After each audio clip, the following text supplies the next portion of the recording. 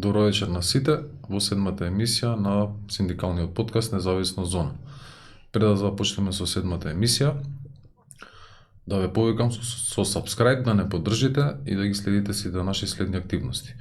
Во седмата емисија наш гостин Вера Атанасовска, председател на Синдикатот на култура на Република Македонија. Добро вечер. Добро вечер. За самиот почеток, од кога постои Синдикатот на културата на Република Македонија, кои се неговите почетоци, со каква бројка на членство располагате и колку сте вистински и реален фактор?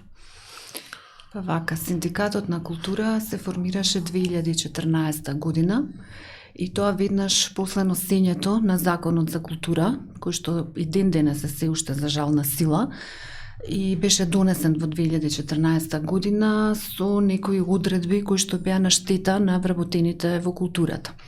Заради тоа, група на млади луѓе се собравме, ентузијасти, со желба да направиме некакви промени во културата, да ги унапредиме правата на вработените и така 2014 го формиравме овој синдикат. Тогаш бевме околу 5-6 синдикални организации, бевме со мал број, не бевме репрезентативни, меѓутоа со текот на годините работевме да влезем, во нашиот синдикат да влезат многу повеќе синдикални организации, односно институции од областа на културата. Така да од 5-6 синдикални организации денеска броиме околу 52 синдикални организации. Тоа се 52 фактички институции од областа на културата и со членство кое што еднаш веќе добивме репрезентативност пред подпишувањето на колективниот договор во 2019 година. Сега повторно треба да добиеме репрезентативност, броиме некаде околу 1500 членови од вработените во културата. Која беше основната причина поради која го формиравте Синдикатот на културата на Република Македонија, со оглед на тоа што претходно имаше и друг синдикат кој беше во функција? Па да, основната причина, како што кажав, беше пред се Законот за култура и желбата да смениме нешто во него и секако немањето на колективен договор во културата. Во културата имаше подпишан колективен договор во 2006 година кој што никогаш не се спроведе. Одредбите за плата кои што беа во тој колективен договор никогаш не беа спроведени. Во тоа време на институциите им се подели одредена маса на пари и во самите институции беа оставени да си подпишат колективни договори на ниво на институција и масата на пари да ја поделат меѓу вработените. И така да се случи во исти институции, со иста дејност што вршат, исти работни задачи, да имаат различни плати. Така да тој хаос во културата траеше некои 15 години, имавме вработени во разни институции со различна плата, вакво разлика во платите голема, која како институција добила маса на пари, така ги направила своите плати и сето тоа допринесе да се направи еден хаос и незадоволство меѓу вработените во културата. Така да нас основната цел ни беше пред се да подпишеме еден колективен договор со кој ќе ги средиме овие работи во културата. Меѓутоа, прашањето ми беше зошто не се обидовте да ги реализирате вашите права преку претходниот веќе постоечки синдикат? Што беше причината да морате да основате нов синдикат на култура? Па причината беше бидејќи ако претходниот синдикат сакаше да ги реши проблемите, секако ќе направеше нешто да ги реши. Меѓутоа, очигледно дека немаше интерес од другата страна. Знаеме, тоа е синдикат на образование и наука и култура и мислам дека повеќе се засега за образованието отколку за културата. И заради тоа, имаше еден предлог колективен договор од страна на СОНК во 2000 и мислам дека беше 16 година или 15, сега не ме зимете вака, каде што повторно проблемите не беа решени. И со тој колективен договор што го предложи СОНК, проблемите во културата не беа решени. Платите не беа наместени онака како што биле до сега. И со тој колективен договор само фиктивно требаше ние да ги верифицираме. Заради тоа ние решивме дека такво нешто нема да прифатиме и уште тогаш се кренавме против тој нацрт колективен договор што беше предложен од СОНК и баравме активно да учествуваме во подпишување на нов колективен договор. Генерално, како културен работник, да пренесете кои се најголемите предизвици и проблеми со кои се соочуваат културните работници? Па вака, во културата голем дел од проблемите решивме, значи со потпишувањето на колективниот договор. Еден од најбитните проблеми беа платите и тоа успеавме да го решиме. Некои права од работен однос, значи додатоци на плати, за потешки услови за работа, теренски додаток, сето тоа го решивме со колективниот договор. Меѓутоа остануваат отворени сепак уште некои прашања, на пример како што е унапредувањето на вработените во културата, кое што во последниве 2-3 години воопшто селективно се спроведува, значи голем дел на луѓе не се унапредени.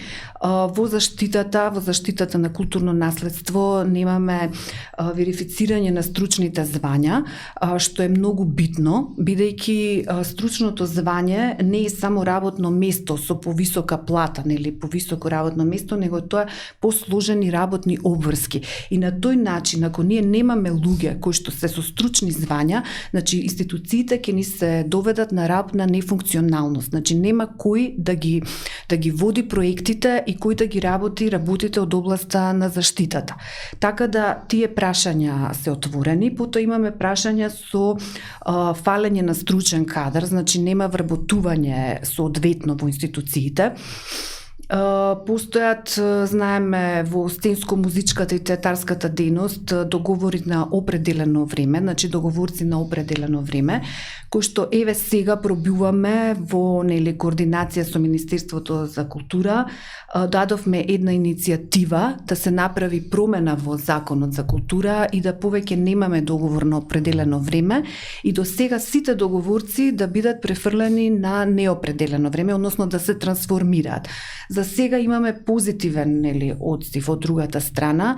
Знаеме дека е направена промена на членот од законот и е дадено во моментот на влада и во собрание. Се надеваме дека во овој краток предизборен период ќе успее Министерството за култура да направи промена и конечно да ги решиме од неизвестноста овие договорци на определено време да може да се трансформираат на неопределено. А во заштитата на културно наследство за жал имаме договорци на дело кои што се ангажирани на проекти, на извршување на такви задачи и истите треба да бидат вработени, бидејќи во тие институции навистина фали соодветен стручен кадар. Тие се вака поголеми проблеми, потоа имаме проблеми на несоодветни услови за работа, имаме голем број на институции каде што немаме соодветни услови на работа и директорите за жал не превзимаат соодветни мерки да створат соодветни услови за вработените да можат да функционираат, да треба да ги... Например, прв пример за тоа ми текнува на Драмскиот театар. Па да, има, значи многу театри, не е само Драмскиот театар, значи има повеќе театри во кои што стварно условите за работа се катастрофални. И не е само театрите, има и на пример и во Националната опера и балет, исто и таму се жалат на несоодветни услови за работа. И во многу други институции, значи тука треба малце Министерството да поведе сметка за тоа да превземе фактички нешто за подобрување на овие услови за работа. Значи генерално тие се некои проблеми кои што во моментов се соочуваме. Споменавте во претходниот дел од разговорот дека Законот за култура веќе е во важност не знам колку години, значи полувременски период. 10 години. Дали течат подготовки за нов закон за култура и дали сте вклучени во преговори? Па како што кажав и на почетокот, нашата главна цел на формирање беше токму тој закон за култура кој што се донесе 2014 година, кој што ние како културни работници кои што секојдневно се соочуваме со тој закон, сметаме дека одредени негови членови се нефункционални и баравме промена, значи баравме нов закон за култура. 2017 година ни беше ветено дека ќе биде направен нов закон и учествувавме ние како синдикат во работните групи на тој закон. Се донесе една верзија на законот, меѓутоа истата се повлече. Значи ние не знаеме зошто таа верзија во која што исто синдикатот учествуваше беше повлечена. Потоа повторно почнавме да работиме на сосема нов закон и истиот го направивме целосно, за да лани во јуни месец имаше дури и јавна расправа за законот. После таа јавна расправа, законот повторно замре целата постапка за законот. Значи, ние не знаеме ни зошто е повлечен, ни зошто понатака не се превземаат, нели одредени, требаше да има уште една јавна расправа. Тука ние фактички со тој нов закон решаваме и одредени проблеми со кои што се соочуваат вработените. Значи, тука ќе беа решени уште тогаш договорците на определено време, ќе беше решен проблемот со реаудициите, со кои што се соочуваат во музичката дејност. Знаете, ние стално апелираме на тоа дека не ги прифаќаме реаудициите кои што се пишани во тој закон. Тие реаудиции ја немаат вистинската вредност зошто се пишани. Значи, тие реаудиции се за да, например, бидат унапредени или уназадени некои вработени, например, нели, според заслугите. Меѓутоа, тоа е нефункционално, зашто во институциите од сценско-музичката дејност нема простор во систематизациите да бидат унапредени луѓето. И сега, ако имаме еден водач на виолини, не можат и другите тути виолини да станат водачи. Значи, зошто е таа реаудиција тогаш? Ако ние немаме како тие луѓе да ги унапредиме понатака. И затоа сметавме дека тие реаудиции се непотребни воопшто, значи треба да постои контрола на квалитет во сценско-музичката дејност, меѓутоа не во форма на реаудиција. И затоа голем дел од институциите одбија да ги направат овие реаудиции, а сето тоа е поврзано токму со овој закон за култура кој што требаше да биде донесен многу порано. Колективниот договор во културата е пример за многу синдикати за квалитетен колективен договор. Дали заслужувате со ова моје мислење, кога е подпишан и дали учествувавте во негово донесување со вашиот активен придонес? Да, значи колективниот договор можеме да кажеме дека е еден од најдобрите во државава, особено во однос на платите на вработените, бидејќи во овој колективен договор коефициентот, значи начинот на присметка на плата е така што коефициентот за сложеност на работно место се множи со минималната плата. И на тој начин се добива основната брута плата на вработените. Што значи дека со секој пораст на минималната плата, вработените во културата добиваат соодветно покачување, нели, реално на потребите и трошоците за живот. И така да оваа придобивка што успеавме да ја подпишеме, значи се боревме сите за неа, значи синдикатот за култура вложи што се вика надчовечки напори, со години го правевме, меѓутоа успеавме да дојдеме и да оствариме одредени права на вработените во културата и затоа и грчевито го браниме фактички да го сочуваме оваков каков што е. Меѓутоа во повеќе наврати имаше обиди за негово суспендирање и укинување. Дали се уште постојат такви обиди? И на кој начин се успеавте вие на некој начин да го сочувате тоа што веќе сте го стекнали? Не може да се суспендира, значи нема основ по кој што може да се суспендира или да се укине колективниот договор. Тој важи до подпишување на нов, меѓутоа на Министерството за финансии и не знам, веројатно и на Министерството за култура некако не им се допаѓа баш тој член за покачување на платите согласно минималната плата, па така да тука имавме одредени турбуленции во однос на примената на тој член. Меѓутоа до сега со секое покачување на минималната плата фактички се покачуваат и платите на вработените во културата. Сега се отвори еден проблем со подпишување на општиот колективен договор за јавен сектор, каде што требаше основната плата на вработените да биде покачена за 10% на сите во јавниот сектор од месец септември, така да во културата беа поделени по налог на Министерството за култура незаконски решенија на вработените, со кое што тотално се руши системот на пресметка на плати. Ако во општиот колективен договор за јавен сектор стои дека основната бруто плата се зголемува за 10%, тогаш требаше на тој начин да им биде пресметана бруто платата на вработените. Меѓутоа, по налог на Министерството, директорите им поделија решенија на сите вработени, каде што ја зголемија основицата за пресметка на плата за 10%, односно минималната плата зголемена за 10%, со што добивме номинална вредност, односно износ со кој што се пресметува платата на вработените во културата. Ако до сега сме ја имале минималната плата како основица за пресметка, сега имаме не е минималната плата со 10%, али пресметано во вредност. Значи имаме сега точна вредност на ова. И ние тоа го обжаливме.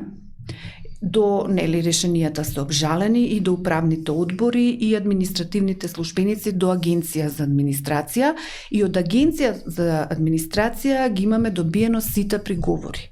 Значи во Агенција за администрација стои добиеното дека треба директорите да изготват нови решенија, односно овие да ги повлачат, што значи се докажа нашето дека овие решенија што ги поделија се незаконски.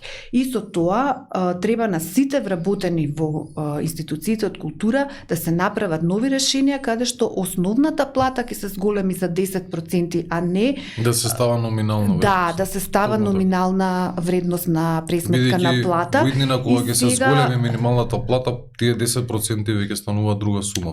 Например, имаше изјави неколку од страна на Министерството за култура и министерката дека ако сега се зголеми платата минимална за 11%, да речеме, што нели сега имаме најави дека ќе се зголеми за 11%, дека се преклопуваат со тие 10% што ние сме ги добиле по општиот колективен договор и дека сега ќе добиеме покачување, да речеме, од 1%, што не е така, затоа што ние ги добиваме засебно правата од општиот колективен договор и од колективниот договор за култура. Тоа е. И сега тоа е проблем кој што остана отворен и кој што треба добрва да се решава. Да. Пред неколку денови на вашата официјална Facebook страница објавивте дека дел од директорите направиле упад во синдикатот. Кажете ни зашто точно се работи? Добро, не се работи баш за упад во синдикатот, меѓутоа дел од директорите, значи не се сите, ќе кажам, значи се тоа поединци, кои што едноставно им пречи синдикатот во синдикалните организации, па едноставно ја попречуваат работата на синдикалната организација на ваков или онаков начин. Исто така на синдикалниот представник не му дозволуваат да учествува во управни одбори, на управен одбор кога се решават права од работен однос за вработените и слични такви проблеми. Меѓутоа ние како синдикат ќе гледаме сите тие аномалии да ги војнина да ги решиме и да не дозволиме директорите да се мешаат во работите на синдикатот. Меѓутоа, дали имате истите овластувања за да го прават? Нема, они го кршат законот. Например, со мешањето во работата на синдикатот, директорот го крши законот. Така да ние соодветно ќе реагираме ако во иднина се појават такви директори кои што тоа ќе го прават. Како би оцениле соработката, односно каква е соработката со останатите синдикати во културата и општо со синдикатите кои се надвор од вашата сфера на делување? Добро соработуваме со синдикати што се и надвор од нашата сфера на делување. Сега станавме пред неколку месеци и придружна членка на Сојузот на синдикати. Значи тоа е, ние сме повторно самостоен независен синдикат со наше независно одлучување, меѓутоа сме како придружен дел на Сојузот на синдикати, бидејќи сметаме дека на тој начин ќе можеме подобро да делуваме и подобро да ги решаваме проблемите на вработените во културата, посебно сега, кога согласно општиот колективен договор ќе треба да се пресметува платата со поврзана со просечната плата, како е во новиот општ колективен договор, што значи дека ќе треба да се делат нови коефициенти, нов начин на пресметка и сметавме дека единствен начин да бидеме ние вклучени во сето тоа е да влеземе вака во еден поголем сојуз, каде што ќе можеме да си го кажеме нашето, да го кажеме кој е нашиот придонес во општеството и кој е нашето место и на кој начин треба да бидеме рангирани на нашите примања. Да. Во март месец се најавува ново покачување на платата. Со оглед на тоа што го споменавте во претходниот дел од разговорот, на кој начин би се имплементирало се до тоа со новото покачување? Кои се вашите следни чекори? Па вака сега, значи тоа е отворено прашање, уште со подпишување, со овој подпишувањето на општиот колективен договор и покачувањето што го добивме во месец септември, така да со следното покачување на минималната плата треба процентуално да бидат покачани толку и платите на вработените во културата. Без разлика на тоа што претходно имаме добиено 10% покачување од општиот колективен договор. Значи тие права треба да ги гледаме како засебни права и на тој начин да го добиеме и ова покачување. Ова што го направивме со решенијата кои што беа поделени и со тоа што ги добивме дел од приговорите и од Агенција за администрација и дел од управните одбори, значи не сите, дел од управните одбори ги имаме добиено приговорите, мислиме дека тука Министерството за култура ќе се повлече и дека едноставно ќе ги примени одредбите од овие два колективни договора онака како што треба да ги примени, а не како што претходно најавуваше, односно да не ги преклопи двете права кои што ни следуваат согласно овие колективни договори. Неколку пати споменавте, ме интересира како ви оцениле соработката со Министерството за култура. Споменавте дека сте поднели неколку приговори, дали има слух од другата страна, дали морате судски да ги барате вашите права или сепак има диалог со Министерството? Па ние гледаме да воспоставиме коректни односи со Министерството за култура. Ете, влезени сме во повеќе работни групи за законите што се носат од страна на Министерството. Значи, гледаме да имаме некаква соработка, меѓутоа, кога се однесува во однос на платите и овие права што им следуваат на вработените, некако Министерството за култура како да е кочничар во одредени работи и не дозволува да се спроведат некои права што ни следуваат.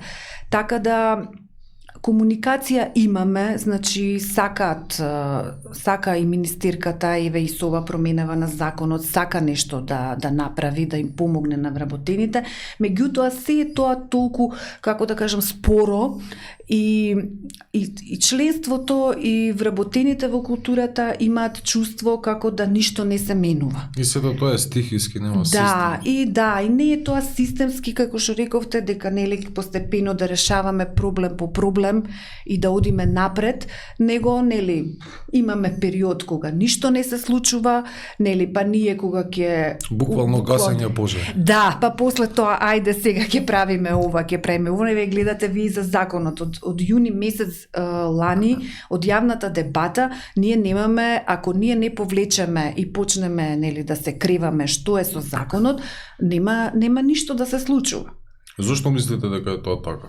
Зошто мислите дека сме доведени во таква ситуација, државните институции едноставно да гасат пожари? Односно, веќе кога ќе се доведат до работ, да нема каде, дури тогаш им текнува дека треба да разговараат со синдикати. Знаете како, во културата, со подпишувањето на овој колективен договор, многу се качија платите во културата, значи имаме некаде покачување од 60 до 100%, меѓутоа тоа е одраз на тоа што претходно не биле решени никогаш платите и имавме дејности во културата кои што беа со плати под просечната плата во државата. Значи, толку бевме на некое ниско ниво.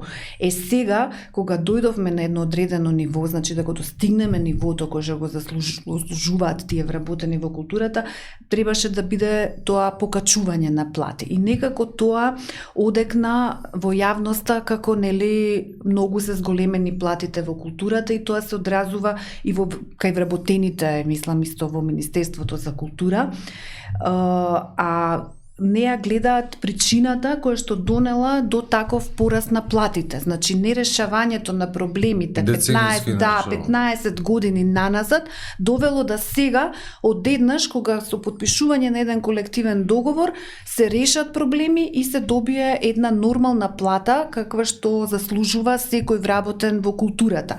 Ние гледаме, еве и пред некое време, синдикалната кушничка ја објави, нели, ССМ, и гледаме дека таа изнесува 56.000 денари минимална синдикална кушничка. Значи, во културата над таа синдикална кушничка, колку што е 56.000 денари, се луѓе првенци кои што се бројат на прсти, значи сите други се испод платите на таа минимална синдикална кушничка. Значи, не е точно дека во културата се многу високи платите. Еве ви кажувам, значи таа плата, како што изнесува минималната синдикална кушничка, ја имаат само одредени луѓе во културата. Така да не знам зошто се прави нели таква некоја во јавноста. Има проверка во јавноста дека во култура се земаат енормни суми. Не е точно. Значи, платите во културата, еве ви кажувам, се движат од просечна плата, па нели нагоре и над, да речеме, таа минимална синдикална кушничка се луѓе кои што стварно заслужуваат и многу повеќе од тоа што треба да земат. Значи, тоа се првенци, актери прва група, советници во заштитната дејност. Тие се на високото ниво во културата кое што зема, да речеме, толкава плата. Сите други плати се испод, да речеме, минималната синдикална кушничка. Што е? Кажете ми, кои се вашите следни активности, каде го гледате синдикатот во наредниот период, кон што ќе се фокусирате во следнава година, едноставно визија за иднината? Па, конкретно, значи, како прв и основен чекор, ние Законот за култура. И тука ние години еве наназад се бориме да го смениме тој закон, меѓутоа еве никако не успеваме. Значи, секогаш има нешто зашто тој закон наеднаш од крајна фаза се повлекува на почеток. И тоа се случува веќе неколку пати. Значи, следен чекор ние носење на нов закон за култура, кој што ќе ни ги реши сите овие проблеми и секако правење на два нови закони, кои што ги бараме исто така веќе подолго време, тоа е Закон за театри и Закон за сценско-музичка дејност, зашто сметаме дека секоја дејност во културата е засебна, со своји одредени проблеми, кои што треба на соодветен начин да се решат. И сето тоа ставање во еден општ закон не носи ништо. Треба едноставно да се поделат законите, како што има Закон за заштита на културно наследство, Закон за музеи, значи во заштитата посебни постојат закони, така треба да постои Закон за театри и Закон за сценско-музичка дејност. Само на тој начин сметаме дека би се решиле проблемите во културата. Најверојатно ќе мора со протести да го реализирате вашето барање за нов Закон за култура. Па сега протестот е последна опција, нели, во сето. Значи, прво одиме со преговори, со фино, со убаво.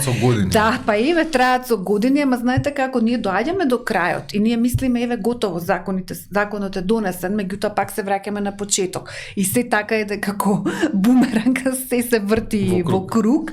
Да, меѓутоа стварно веќе мислам дека и нервите на вработените во културата се при крај и дека дека стварно ќе мора конкретни чекори во иднина да се превземат и едноставно да се натера Министерството за култура да донесе нов закон. А и покрај законот, значи имаме и други работи, мораме да ги решиме унапредувањата во културата. Не може луѓе со години да седат на една работна позиција, исполнуваат услови за повисоко работно место, а тоа да не е дозволено и секогаш има некаква причина. Културата е секогаш во некаква криза економска. И или закон за буџет не дозволува, или Министерство за финансии не дозволува. Не може тоа да се случува само во културата. И секогаш правата да се кратат тука на вработените. Ако некој нешто заслужил, треба да го добие. Веројатно така се случува заради тоа што нашата држава, институциите на државата ја сметаат културата за луксус. Ако здравството се рачуна како, речеме, неопходна, да, културата сепак е луксус. Па да, и ние така имаме чувство, мислам, вработените во културата, дека сме некако на крајот во јавниот сектор, као да сме не толку битни во однос на другите дејности. Меѓутоа, треба сите да разберат дека ако немаме култура, значи без културата, тогаш немаме иднина. Значи културата е нешто што го води човекот напред. И заради тоа треба да се вложува во културата, за да може... Дали мислите дека како општество имаме култура? Па сега ова малце, прашање во... Ваше мислење? Сега...